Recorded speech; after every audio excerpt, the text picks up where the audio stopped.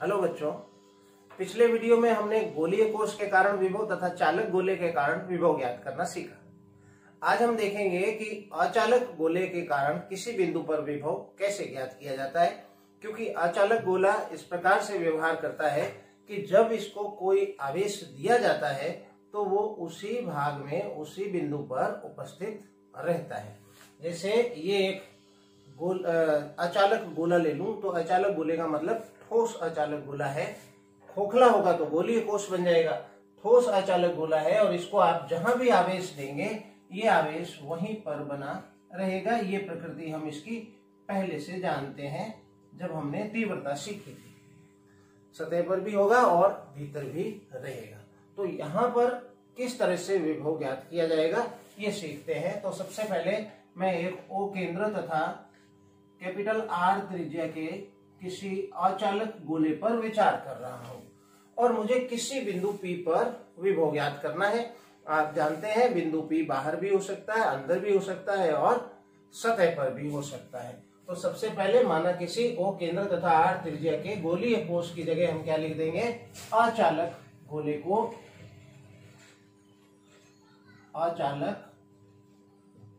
को small q आवेश से आवेशित किया गया है तथा हमें विभिन्न बिंदुओं पर विद्युत विभव की गणना करनी है।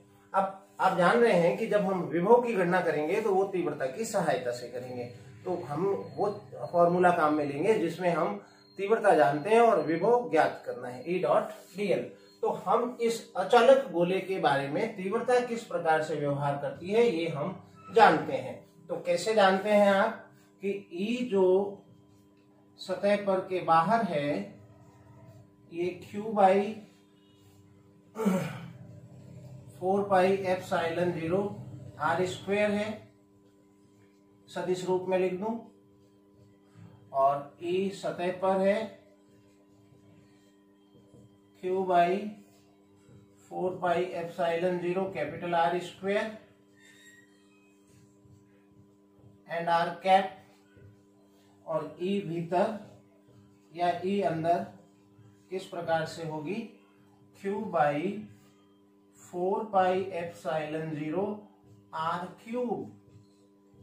पिछले वाले वीडियो को देखें, और r सदिश। तो तीव्रता बाहर जो होती है वो r स्क्वायर के व्युत्क्रमानुपाती होती है, लेकिन भीतर जो तीव्रता होती है वो r के समानुपाती होती है। ये दो भिन्न प्रकार से इसके व्यवहार हैं, इसलिए इस डेरिवेशन में थोड़ा अंतर आएगा। तो हम विभव ज्ञात करने के लिए हम जानते हैं E तीव्रता के लिए किसी बिंदु पर विभव क्या होता है, V बराबर माइनस समाकलन E.dr। त्रिज्यीय दिशा में है तो dr और अनंत से r। ये विभव का हम फॉर्मूला यूज करेंगे। लेकिन जब बाहर ज्ञात कर रहे होंगे तो ये करेंगे सतह पर ये, और अंदर तीव्रता हम ये लेंगे। और इसलिए इस विभव के इस डेरिवेशन को हम तीन भागों में देखेंगे। और सबसे पहला भाग हम ले रहे हैं कि यदि बिंदु P, जिस बिंदु पर हमें विभव ज्ञात करना है, अचालक गोले के बाहर स्थित हो मतलब small r is greater than capital R। ये डेरिवेशन आप देख चुके हैं पहले भी पिछले वीडियो में। तो मैं इस बिंदु को यहाँ P ले लेता हूं और इस दूरी को मैं स्मॉल r कह देता हूं। अब हम जानते हैं अंदर क्या है, E अंदर क्या है, इस समीकरण 1 दे दूं तो क्या है अंदर, q बाई, हालांकि लिखी हुई है ये, वापिस लिखने की जरूरत नहीं है। अतः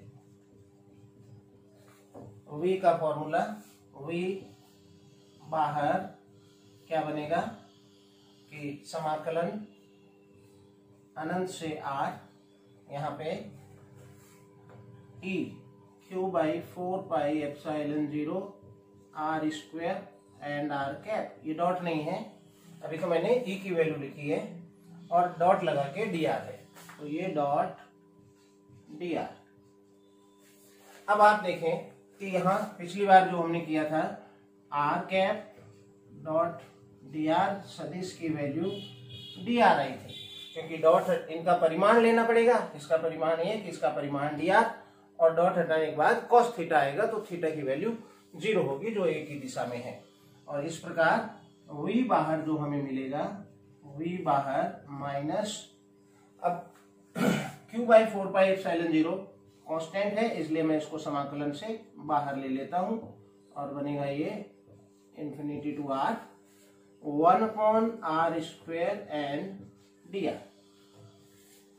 ये dr रह गया और 1 अपॉन r स्क्वायर रह गया। अब आप 1 अपॉन r स्क्वायर का समाकलन r के सापेक्ष कैसे होता है जानते हैं, तो मैं यहाँ डायरेक्ट लिख दूं, पिछले वीडियो में आपने इस चीज सीख ली है।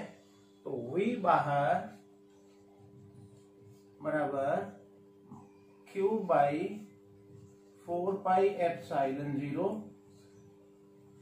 ये पद एज इट इज, और इसका समाकलन क्या होगा आप याद करें जो पिछले वीडियो में था, 1 अपॉन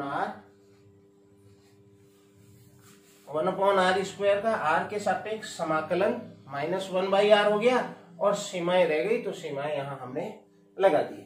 तो 1 अपॉन r स्क्वायर का समाकलन माइनस 1 अपॉन r है, इस माइनस को बाहर लूंगा तो ये प्लस बन जाएगा, तो ये हो गया plus q by 4 pi epsilon 0। अब ये जब प्लस हो गया तो फिर आप upper limit minus lower limit लगा के सीमाओं का निर्धारण कर दें, तो 1 upon upper limit minus 1 upon lower limit, और 1 अपॉन इंफिनिटी की वैल्यू 0 है, तो v बाहर क्या आया, ये आया q by 4 pi epsilon 0 small r, और ये बिंदु आवेश के लिए हो, चाहे चालक गोले के लिए हो, चाहे गोलीय कोश के लिए हो, चाहे अचालक गोले के लिए हो, सभी के लिए यही सूत्र हमें प्राप्त हो रहा है। इस प्रकार हमने क्या समझा कि एक अचालक गोला भी एक बिंदु आवेश की तरह से व्यवहार करता है और उसका समस्त आवेश उसके केंद्र पर स्थित है। तीव्रता में भी यही कंक्लूजन निकला था और यहाँ भी यही कंक्लूजन निकल रहा है। तो बच्चों यहाँ v बाहर जो है it is inversely proportional to r। दूसरा पॉइंट है हमारा, यदि बिंदु P अचालक गोले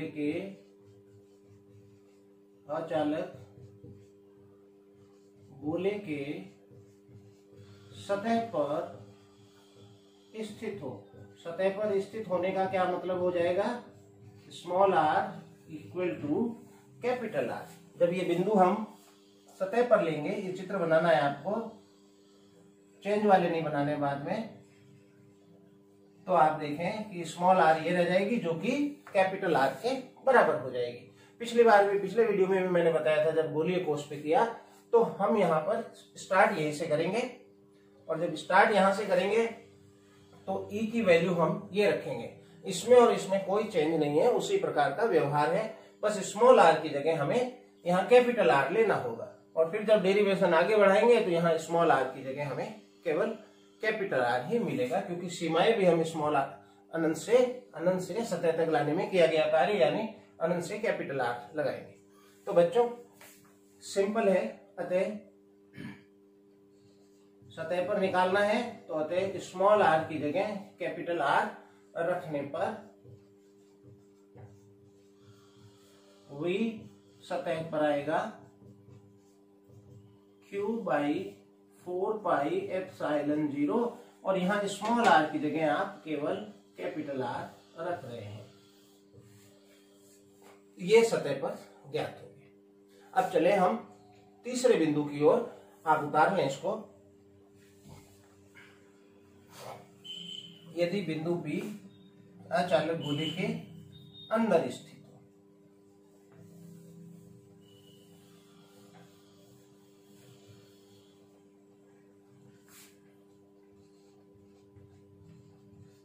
तीसरा पॉइंट, अंदर स्थित हो तो स्टार्ट तो वही से होगा। हम जानते हैं, क्या जानते हैं कि v बराबर माइनस अनंत से r e dot D R. अब बिंदु P मैंने भीतर ले लिया, और भीतर ले लिया तो स्मॉल r आप देखें कम हो गई और कैपिटल R बड़ी हो गई, तो मैं यहां लिखूंगा small r is less than capital R। It means बिंदु जो है अंदर स्थित है। बच्चों अब क्या इस समाकलन को फिर वैसे ही कहूंगा सीधे इसमें e की वैल्यू रख के हम इसको सॉल्व कर सकते हैं? नहीं कर सकते। क्यों? क्योंकि पहले देखें तो विभव क्या है, विभव अनंत से किसी एकांक धनावेश को इस आंतरिक बिंदु तक लाने में किया गया कार्य है। तो यहां से जब हम बाहरी बिंदुओं तक चल रहे होंगे और सतह तक आएंगे तो तीव्रता इस प्रकार से व्यवहार करेगी, और अंदर जाने में तीव्रता इस प्रकार से व्यवहार करेगी। यानी इस समाकलन में जो तीव्रता है वो दो भिन्न प्रकार से व्यवहार कर रही है, और इसलिए हम इस समाकलन का उपयोग करने से पहले इस समाकलन को दो भागों में तोड़ेंगे, और पहला भाग होगा अनंत से सतह का और दूसरा होगा सतह से अंदर का। तो मैं लिखूं बच्चों कि हम जानते हैं तीव्रता अनंत से सतह तथा सतह से आंतरिक बिंदुओं के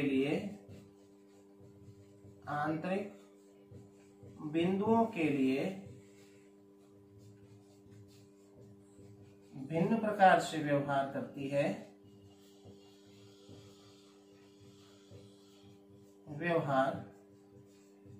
है। अतः इस समाकलन को दो भागों में विभाजित करना होगा। दो भागों में विभाजित करने पर अब मैं इसको दो भागों में बांट देता हूं। और बच्चों जब मैं इसको दो भागों में बांटूंगा तो आप ये याद रखें कि कैसे बनेगा समाकलन, ये वाला v बराबर माइनस समाकलन अनंत से सतह तक यानी capital R e dot D R, और माइनस दूसरा होगा सतह से आंतरिक बिंदु तक, सतह से इस बिंदु तक जिसकी दूरी है स्मॉल r, आंतरिक बिंदु तक e डॉट डी आर। अब आप इसमें e की वैल्यू रख के यहां सॉल्व कर सकते हैं। लेकिन यहां देखें तो पहला समाकलन जो है अनंत से सतह का है, और अनंत से सतह का है इसका मतलब सतह पर स्थित बिंदु पर विभव का है, जो हम पहले ज्ञात कर चुके हैं, और इसलिए इसको हम दोबारा सॉल्व नहीं करेंगे। तो इस प्रथम समाकलन के लिए हम ये वैल्यू रख देंगे, और दूसरे समाकलन में हम e लेंगे जो अंदर वाली लेंगे, आंतरिक बिंदुओं के लिए तीव्रता का ये फॉर्मूला रखकर इस समाकलन को सॉल्व कर लेंगे। तो ये तो है सतह के लिए और ये ई लेंगे हम अंदर के लिए। ठीक है, तो मैं यहां लिखूं कि प्रथम समाकलन सतह पर विभव है, जबकि द्वितीय समाकलन में ई अंदर का उपयोग करेंगे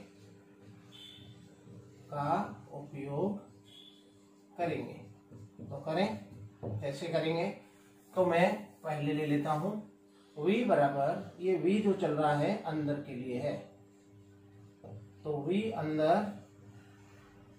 बराबर, तो इस पद की वैल्यू हमारे पास यहां या यहां आई हुई है। It is q by 4 pi epsilon 0 and capital R minus, इस समाकलन में मैं e की वैल्यू रख देता हूं, तो अनंत से हट गया, अब capital R to small r, e की वैल्यू आप ये रख दें।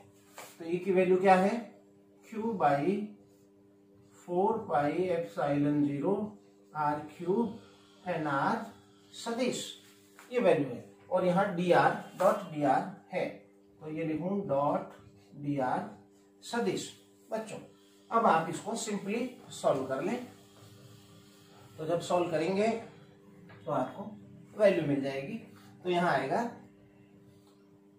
आर सदिश एंड dr सदिश की वैल्यू r होगी, क्योंकि जब इसको सॉल्व करेंगे तो इसका परिमाण और इसका परिमाण, तो r का परिमाण क्या आएगा, r परिमाण, और dr का परिमाण, dr का भी परिमाण, और बीच में आएगा cos थीटा। थीटा की वैल्यू 0 होने के कारण ये 1 हो जाएगी, तो इसको आप लिख देंगे r dr। अतः v अंदर क्या प्राप्त हुआ, q by 4 pi epsilon 0 capital R minus. अब इसमें ये देखें कांस्टेंट है, तो कांस्टेंट पद समाकलन से बाहर आ जाते हैं, तो इसको आप बाहर निकाल लें। तो ये हो गया q by 4 pi epsilon 0 R cube समाकलन capital R to small r and R dr। अब आपके लिए सिंपल है, यहाँ पर r का r के सापेक्ष समाकलन करना है। r का r के सापेक्ष, dr मतलब r के सापेक्ष समाकलन करना है, और समाकलन करते ही ये सारी चीजें हट जाएंगी। r का dr के सापेक्ष समाकलन करना है तो तीनों चीजें हट जाएंगी, r dr और समाकलन, लेकिन सीमाएं कहीं नहीं जाएंगी। तो आप जानते हैं समाकलन x dx क्या होता है, x dx समाकलन में एक घात बढ़ जाती है और वही घात नीचे आ जाती है, तो एक की 2 हो गई और ये 2 हो गया, तो यहाँ समाकलन बनेगा r²/2। लेकिन इसमें देखें इन दो पद हैं, दोनों पदों में q by 4 pi epsilon 0 common है, तो मैं बाहर ले लूं q by 4 pi epsilon 0 r common है, तो मैं बाहर ले लूं 1 माइनस r कॉमन हो गया, तो आ गया 1/r²। अब बच्चों यहाँ पर r का जो समाकलन आया था आपके r²/2, और इसलिए r²/2 लिख दिया, लेकिन सीमाएं कहीं नहीं जाएंगी, तो सीमाएं एज इट इज मैं यहाँ लगा देता हूँ। अब सीमाएं जाएंगी कैसे, upper limit minus lower limit से, तो इसकी जगह अपर लिमिट लगाए, माइनस लगा के लोअर लिमिट लगाए, तो days q by 4 pi epsilon 0 capital R 1 minus, ये बन गया 1/r², तो बाहर ही है, r की जगह r²/2 माइनस कैपिटल R²/2, इस r की जगह ये लिया और फिर कैपिटल R लिया। अब मैं इस ब्रैकेट को भी खोल दूं तो ये बन जाएगा। अब आप नोट कर ले, आगे साफ करना पड़ेगा। तीसरा पॉइंट यहां से नोट करें,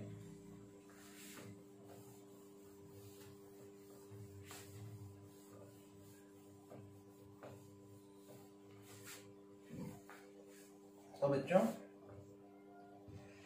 v अंदर q by 4 pi epsilon 0 r 1 minus. अब मैं ब्रैकेट हटाऊंगा तो 1/r² यहाँ भी गुणा हो जाएगा, और बाहर माइनस है तो ये चिन्ह पॉजिटिव हो जाएगा, इसका नेगेटिव हो जाएगा, तो ये हो गया r²/2r² माइनस माइनस प्लस, और r² से r² कैंसिल, तो इट इज 1/2।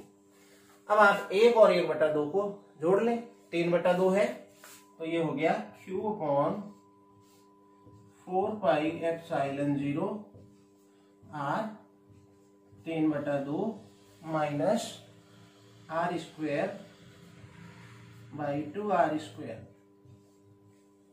बच्चों अब आप इसका एलसीएम भी ले लें, तो एलसीएम आएगा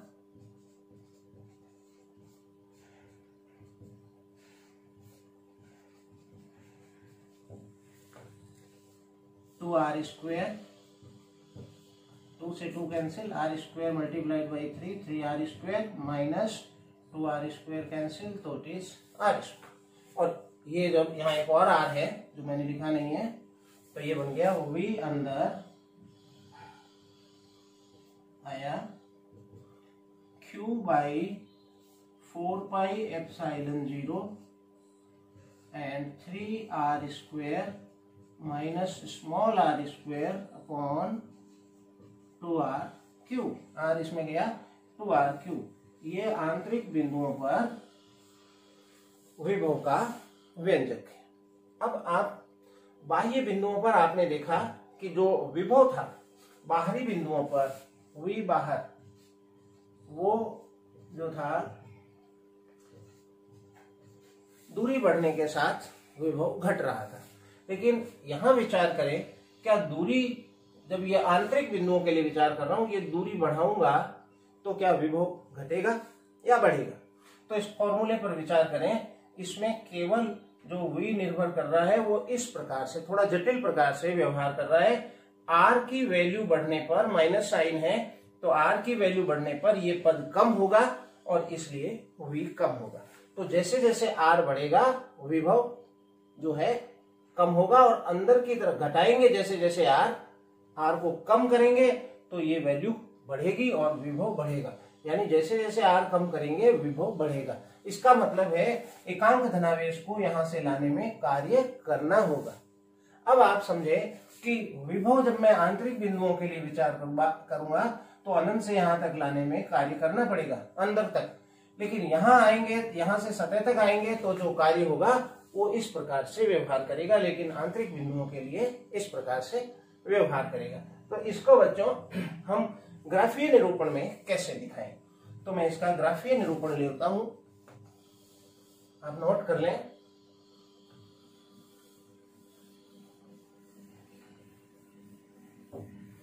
बच्चों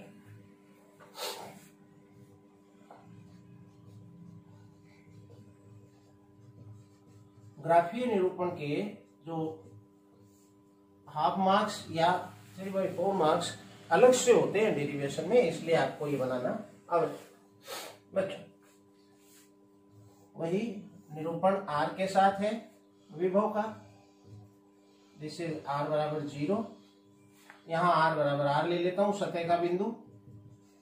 इससे इधर व्यवहार जो है उसका व्युत्क्रमानुपाती है, और इधर आएंगे तो ये एक जटिल व्यवस्था है।